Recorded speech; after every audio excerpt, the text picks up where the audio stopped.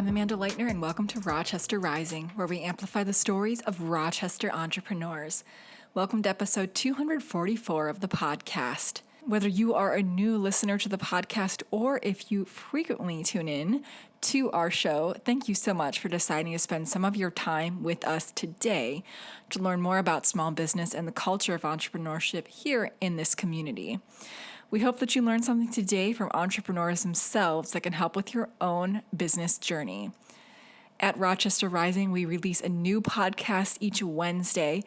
You can find all of our podcasts on our website at rochesterrising.org. You can also find them pretty much wherever you like to listen into podcasts, including Spotify, Apple Podcasts, and we also have a special YouTube playlist just for our podcast on the Rochester Rising YouTube channel. Besides these podcasts, we have lots of other articles and videos that we've created over the past 5 years telling the stories of both new and very experienced business owners. You can find all of that on our website at rochesterrising.org and hopefully be able to find a story with an entrepreneur that relates to you. Rochester Rising is part of Collider, which is a Rochester, Minnesota-based nonprofit that activates, connects, and empowers early-stage entrepreneurs in Rochester, Minnesota. You can learn more about Collider and how this organization can help accelerate and assist your entrepreneurial journey at collider.mn. So our mission here at Rochester Rising is to amplify the stories of Rochester entrepreneurs and small business owners through original content. We started Rochester Rising in 2016 to tell these stories through unique articles, podcasts, and videos. Before Rochester Rising existed, we felt that stories of entrepreneurship in this community just weren't being told in a very authentic manner, or they weren't being told from the perspective of the entrepreneur, and they were not fully telling the story of what the journey was like to start and run and scale a business in this community. We felt that it was time for entrepreneurship to be elevated here in Rochester, Minnesota, and we knew that we had the right perspective as entrepreneurs ourselves to truly understand and be able to share these stories in an authentic, accurate manner. We work really, really hard to tell the stories of innovators in this community that otherwise would remain untold. We believe in something called inspiration capital, making entrepreneurship accessible to everyone who wants to take that leap by telling the stories of people just like you who are taking that journey. We believe that small business is a critical part of this community that should be celebrated. Since Rochester Rising launched in 2016, we've released 420 articles and 243 podcasts. Throughout this work, we've told the stories of 209 unique businesses and 264 different entrepreneurs through in-depth articles, and we've done this primarily through the work of one person part-time over all these years. So since its start, Rochester Rising, the podcast, the storytelling platform, all of it, has never really been funded. We've received some sponsorships over the years, but these were nowhere near enough to keep telling these stories, to keep providing inspiration for people who want to be entrepreneurs, and to keep elevating small business in the community. Right now, we're running our latest and hopefully not our last fundraising campaign. We are taking donations through the local platform for giving. If you're able to, you can donate through either the link or the button that you see in our show notes. Wherever you are listening in, it'll look a little bit different. Or you can go directly to our website at rochesterrising.org and donate there. If you found value in this platform, if you've had your own story told by Rochester Rising, if you've learned at least one thing from any of the stories that we've told, we need your help and we really need your support at this time. We're running our current fundraising campaign through October 15th. We've made the extremely difficult decision to shut down Rochester Rising if we don't meet our full campaign goal. If you value what we've built and can offer your support, we need your help. Let's keep telling the real story of entrepreneurship in Rochester, Minnesota. So for our latest episode, podcast episode 244, we sat down with local entrepreneur Chris Armstrong back in June to learn more about her business, Chris Armstrong Yoga.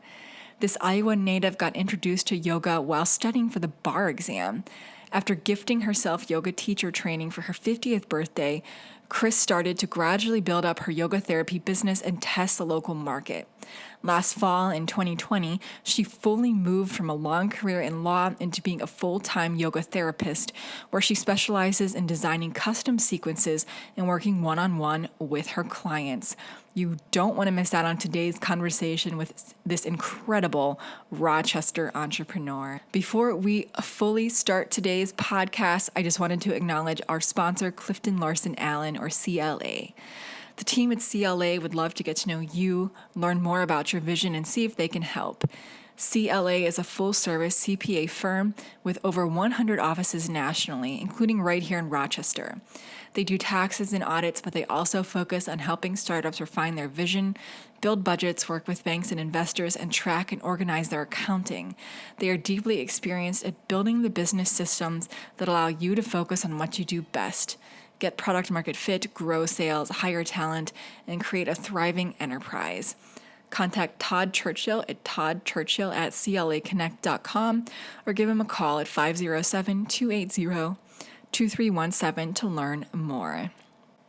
All right, so now let's start today's podcast with Chris Armstrong of Chris Armstrong Yoga.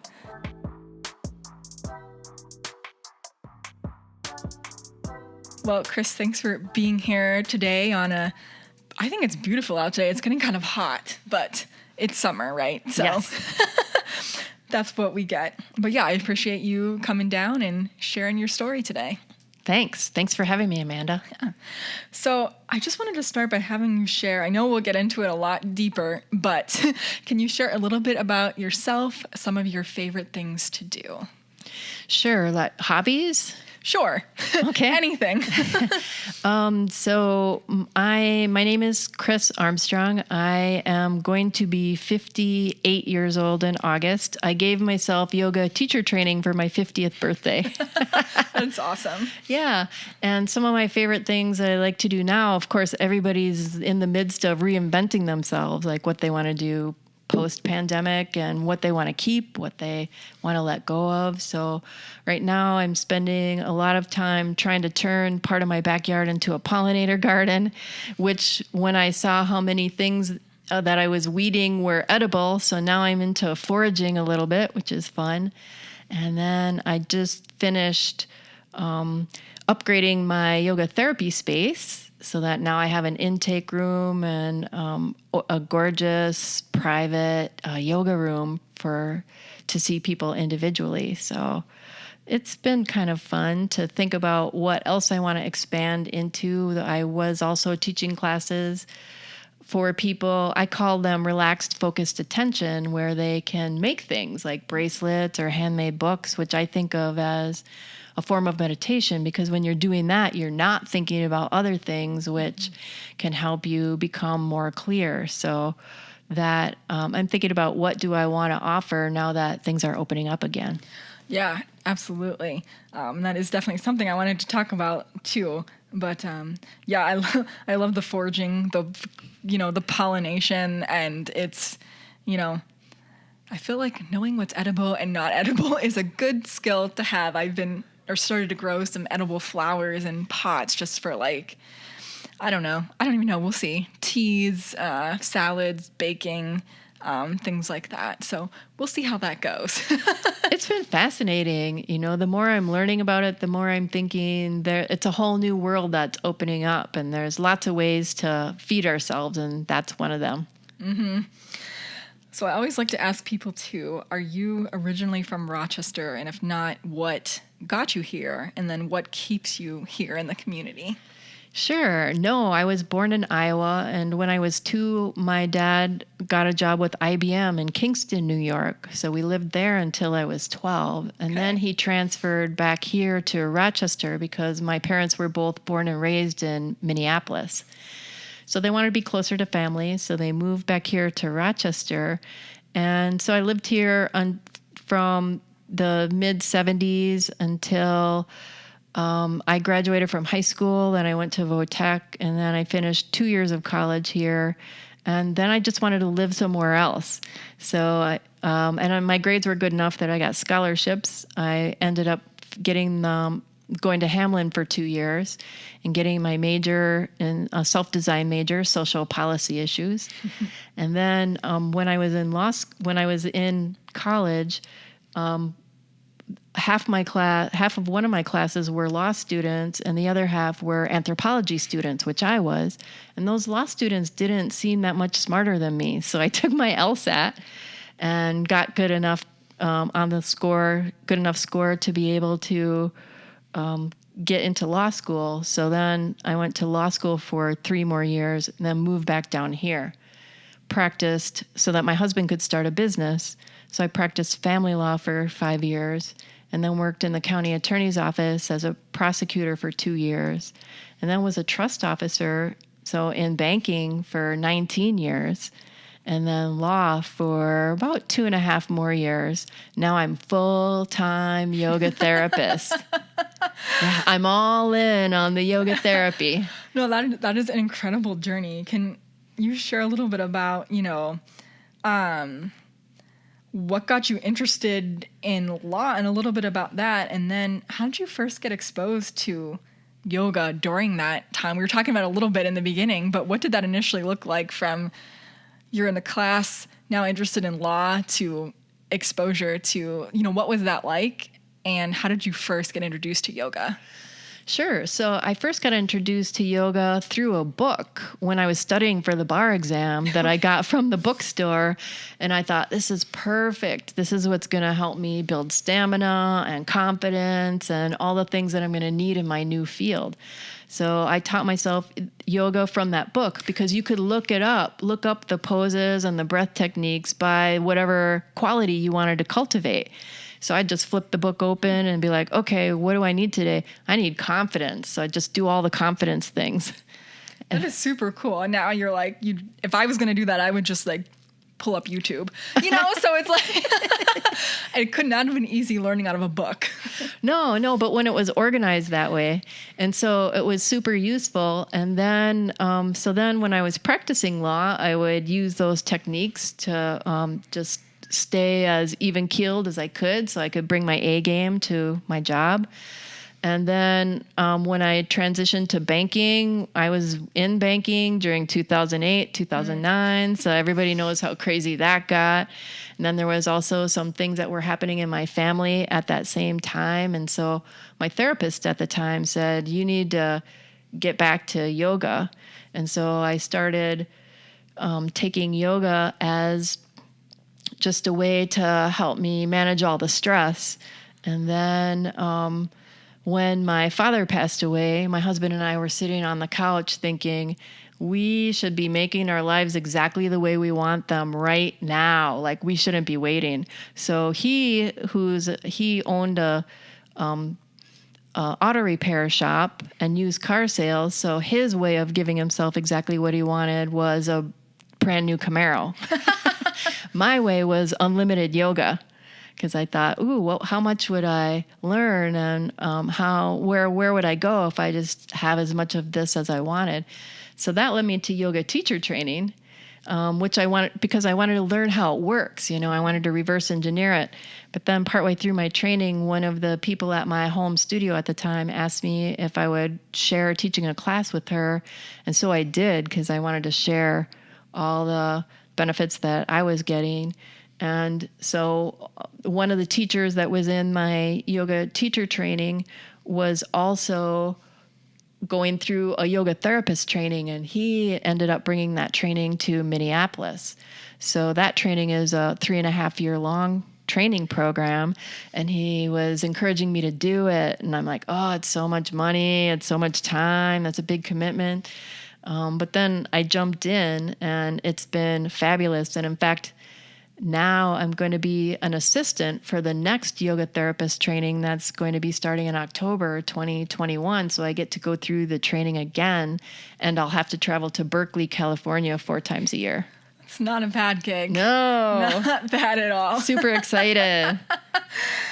So can you explain the difference between yoga, kind of what I was talking about? You pop up YouTube and, there's many different yoga instructors. and yoga therapy. What's the difference between those two? Sure. So, if you're doing something on YouTube, great. I feel like the best yoga for people is the yoga that they're actually doing. Anything you do, right? Yeah. And my gateway was a book, so no judgment here.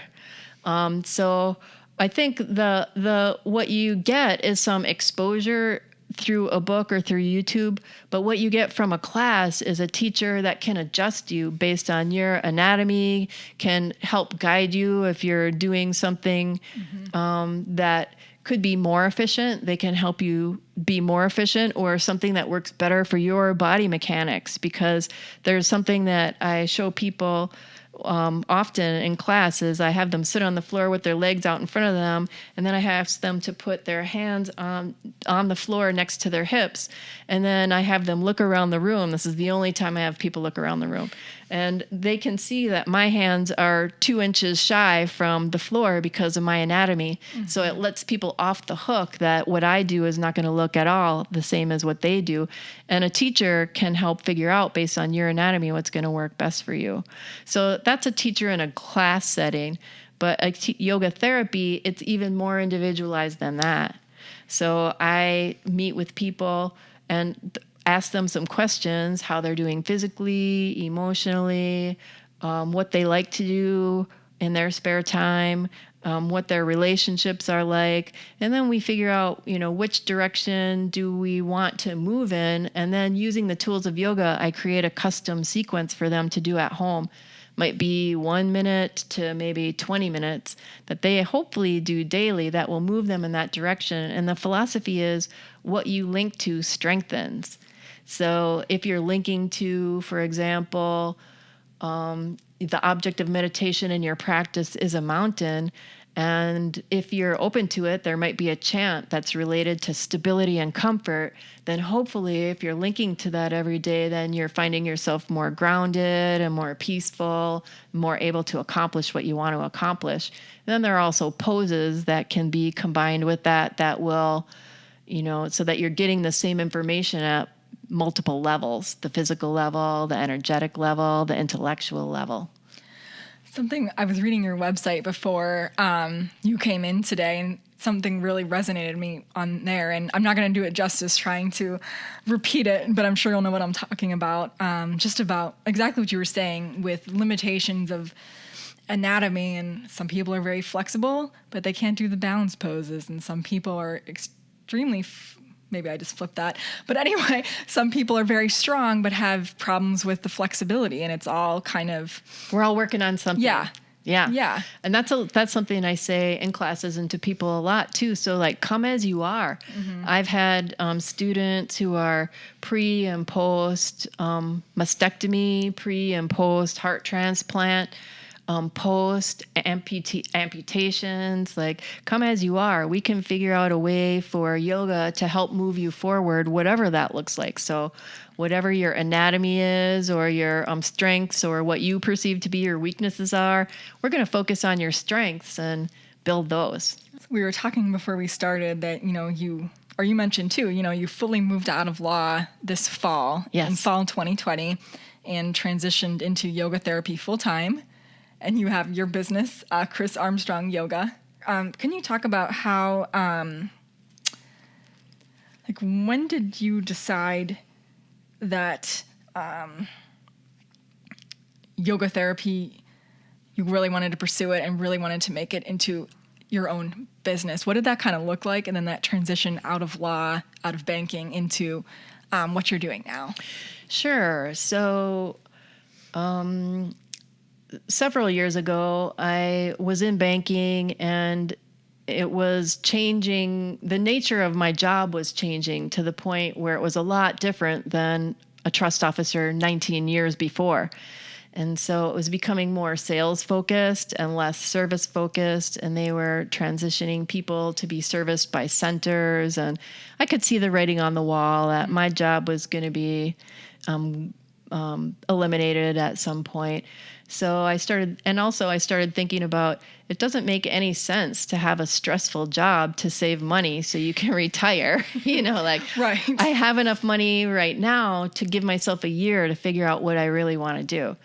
So I gave my notice with the idea that I was just going to explore what my passions were for a year. But I got offered a law job within 3 days of my last job of letting go of banking. And then it was 20 hours a week. So I thought, oh, this is perfect. I'm already familiar with estate planning and probate administration. So this will be what I was doing as a trust officer from a different angle while I get a chance to build my business. And it was a fabulous transition because I figured out how little I need to live on when I'm happy. And then I could build my business, which went very well. And I rented space at first from a friend of mine who's a therapist. And then I ended up getting my own space and conditional use permit so that I can use that space because it's in a residential neighborhood. And so yeah, it was then after working 20 hours a week for 2.5 years, then it was easier to say the time is now. I mean, the pandemic, there's nothing like the pandemic to opening your eyes and be thinking, what am I waiting for? Right. Exactly. So can you talk a little bit about, you mentioned you do kind of private yoga therapy for individuals. What kind of experience do you want people to have when they work with you? And what kind of services do you provide? So is it just like, do you do individual plans for people? Do you do group classes? What can they kind of expect from you in that interaction? Sure. Most of my students, it's one-on-one. So I create custom sequences for them based on whatever they have going on. And then I teach it to them.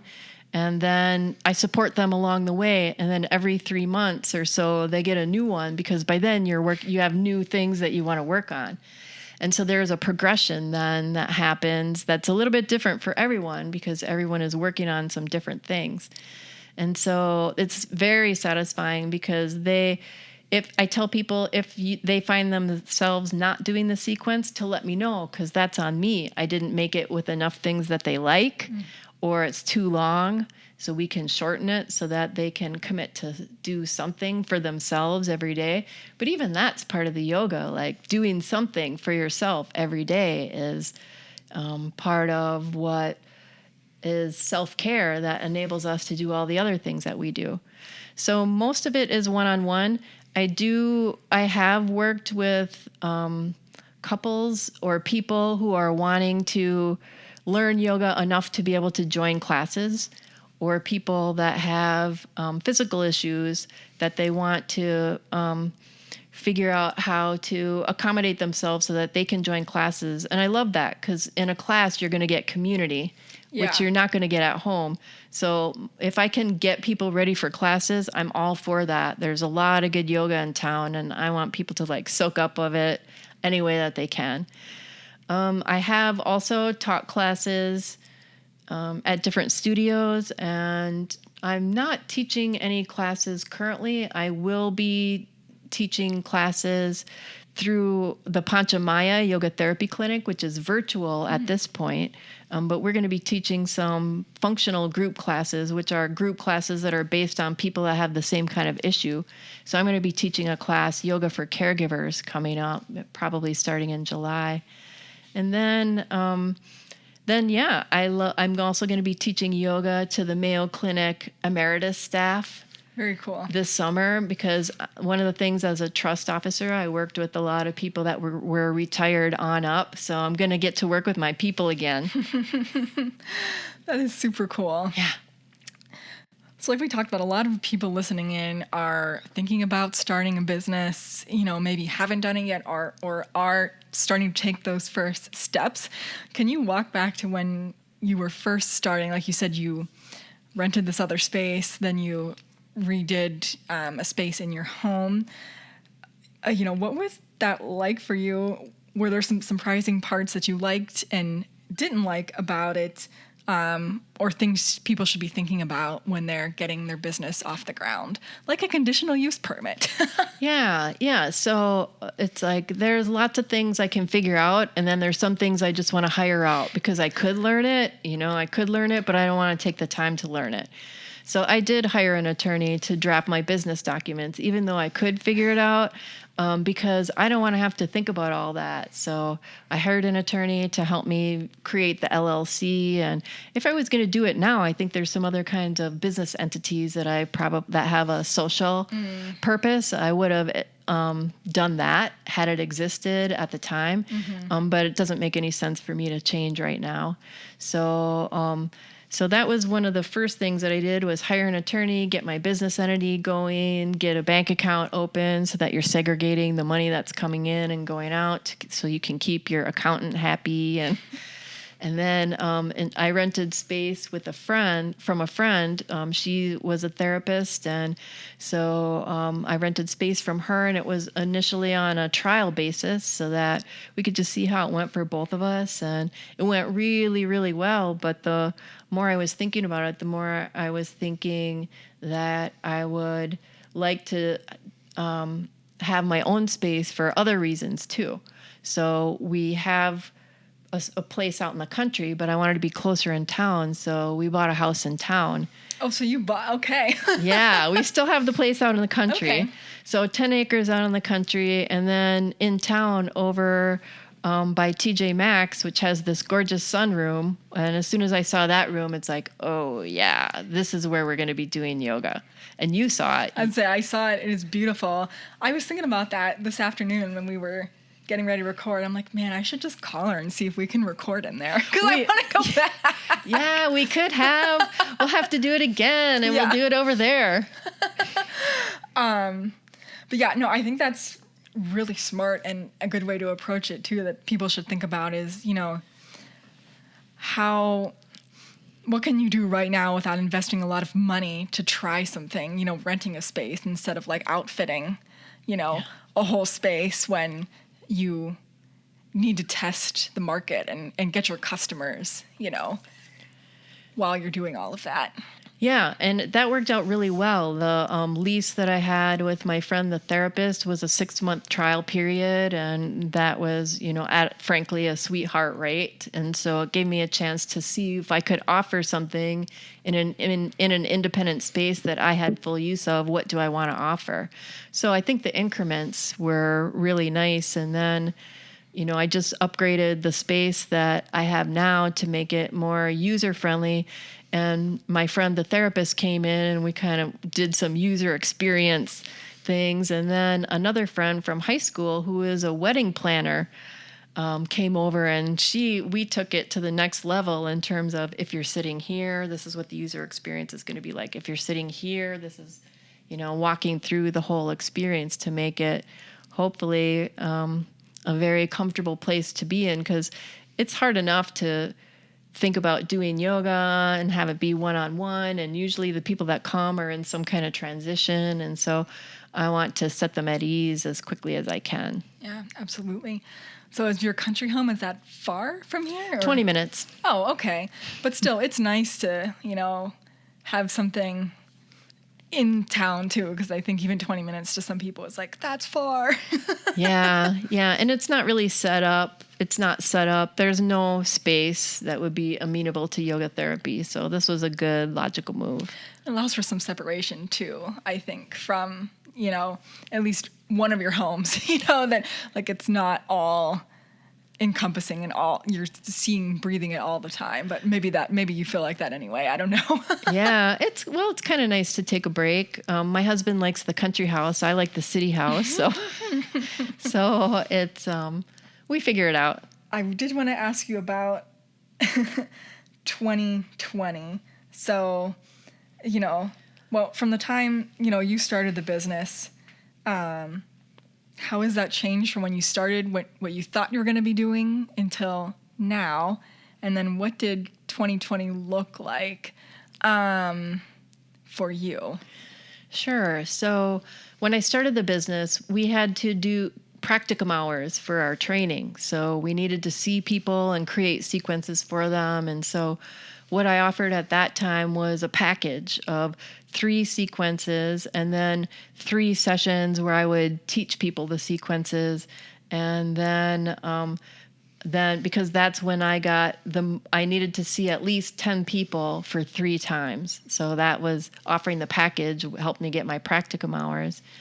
And then when 2020 happened, of course, all the in-person stuff went away, but there were still people that wanted yoga therapy. So I switched to online, and it's really remarkable, like how well that worked.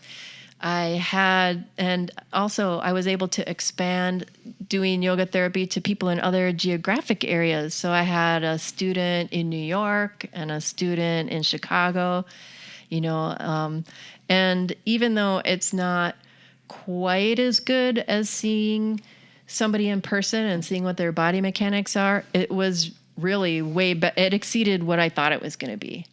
And also then it gave me the ability to see people in other parts of the country, which I think now I wouldn't have necessarily thought of that as a market, and now I do. I taught yoga at Mayo in their healthy living program, so upstairs to patients and their caregivers. And we would always have people that would say, I love this, because you can take my medical issues into account, but there's no yoga studio where I live in Hawaii. And so now I'm thinking, I need, if only I can connect with those people so that I can continue working with them so that they can still have yoga, whether there's a studio near them or not. Yeah, I think that's one of the blessings of virtual, that you can connect with all these people everywhere.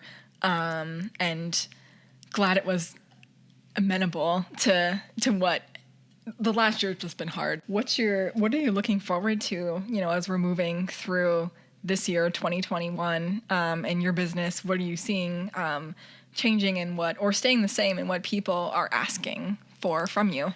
Yeah, I'd like to see more people in person in my beautiful space, because why not? It's win-win for everybody.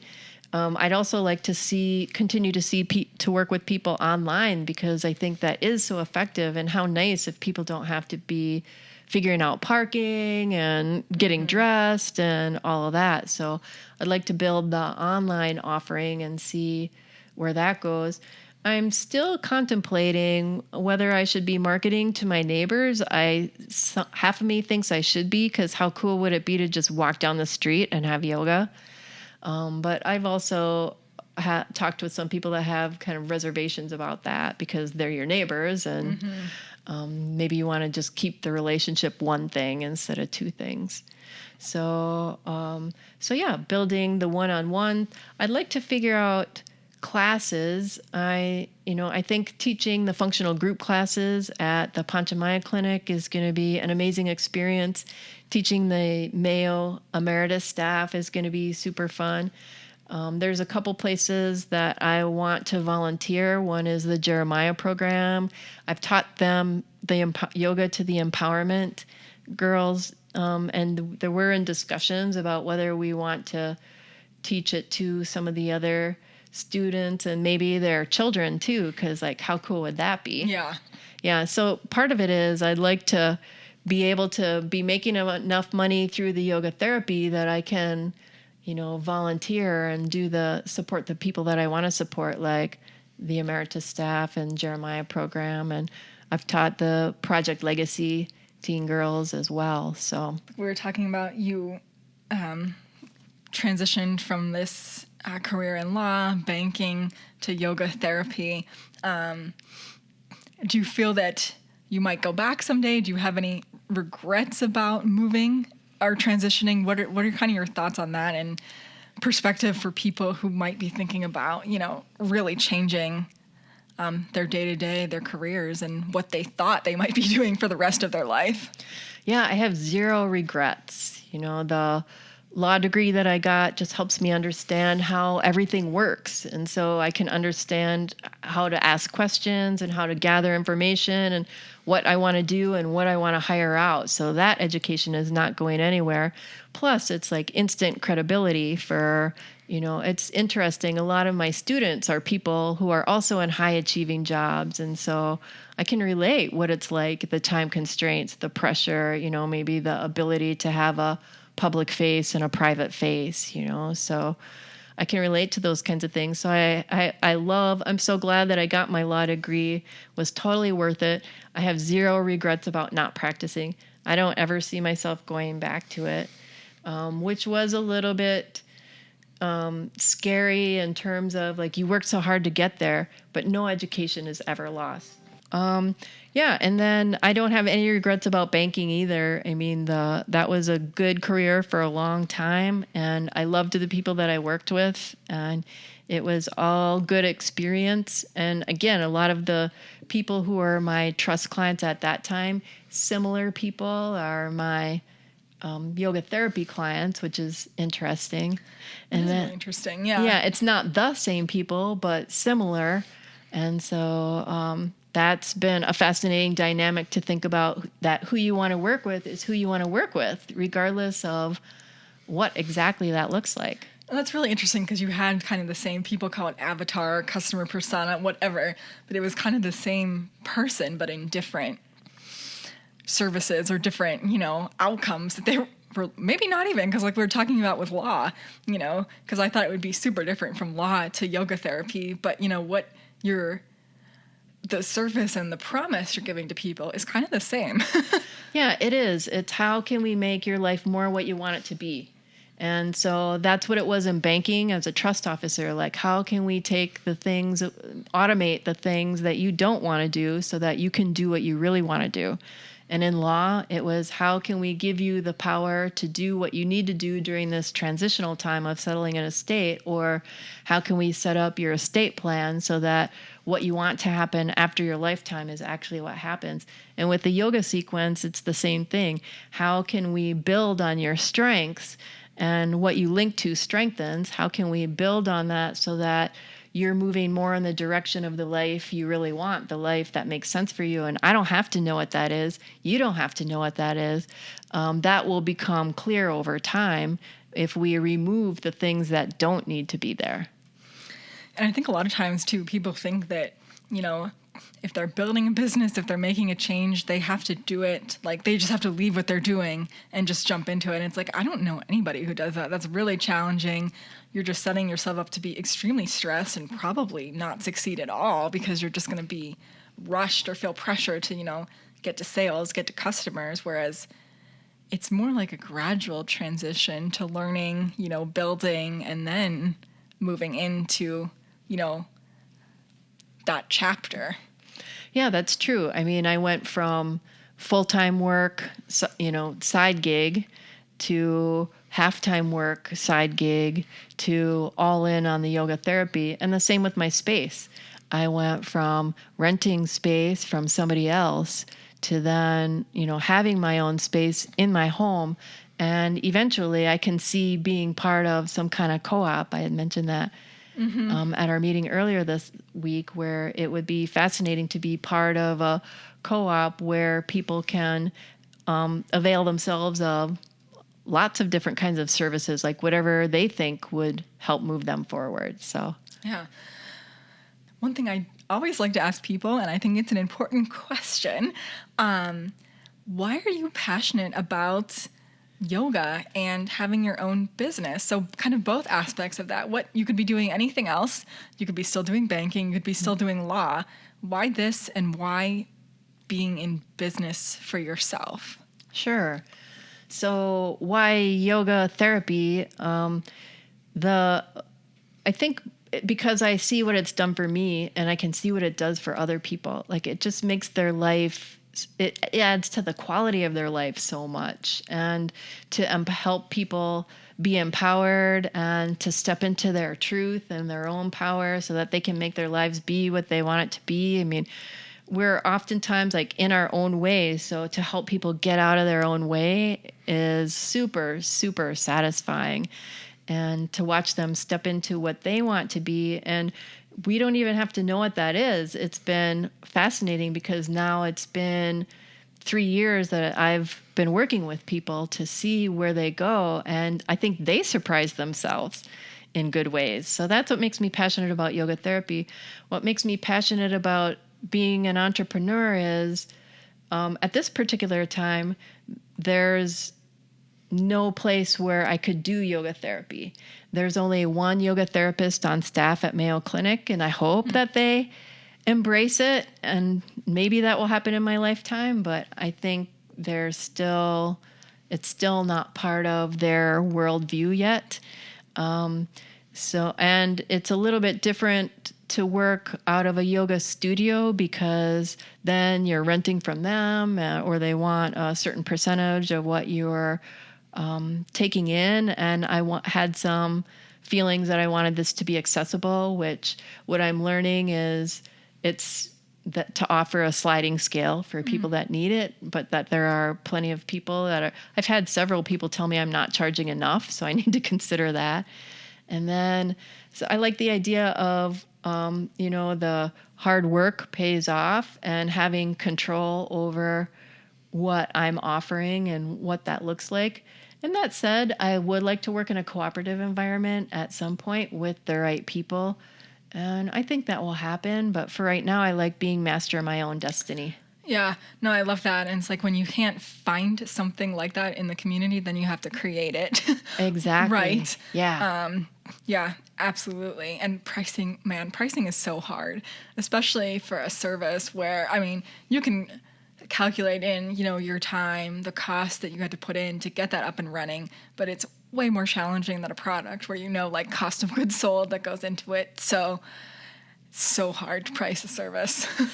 Yeah, I'm getting ready to raise my prices, and just because it makes sense, but so I'm having to do the internal work to feel like it's time to do that. So I'm getting there. So that was my last question for you. I'll ask you for any final thoughts you have, and where's the best place for people to connect? Sure. My final thoughts are yoga's for everybody. Yoga for the people. It's been so fascinating, from my personal experience, how much I feel like my life is way better than it was 10 years ago when I wasn't doing yoga at all on a regular basis. And so I think if people give it a try, they'll be very pleasantly surprised.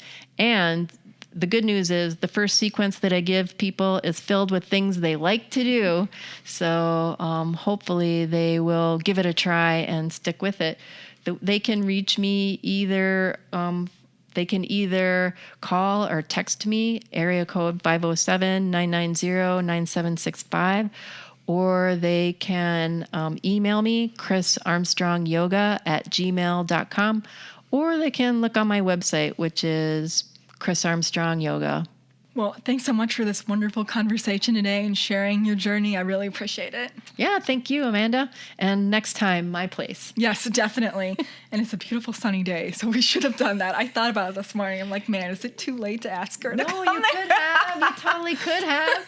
You could say, I thought too, I'm like, I just wanted to come here because I haven't been here. Yeah. But yeah, you could have just texted me and said, can I get out of the office? Can we go there? Next time, it's an excuse. Yeah. It's an excuse. But yeah, thank you so much for coming in today and sharing. Sounds good.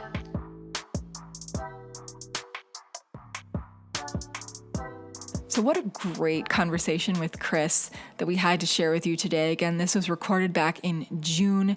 Thanks so much to Chris for taking time and sharing her story with us. You can learn more about Chris Armstrong Yoga by checking out the links in our show notes. So again, thank you so much for spending this time with us today. If you know an entrepreneur who would benefit from this conversation, please share this podcast with them. All right, that's a wrap for podcast episode 243 here at Rochester Rising. Before you leave today, we would greatly appreciate it if you make sure you are subscribed wherever you listen in so that you never miss any of our podcast. And if you enjoyed today's show, please rate the podcast so that others can find it and learn more about small business here in Rochester, Minnesota.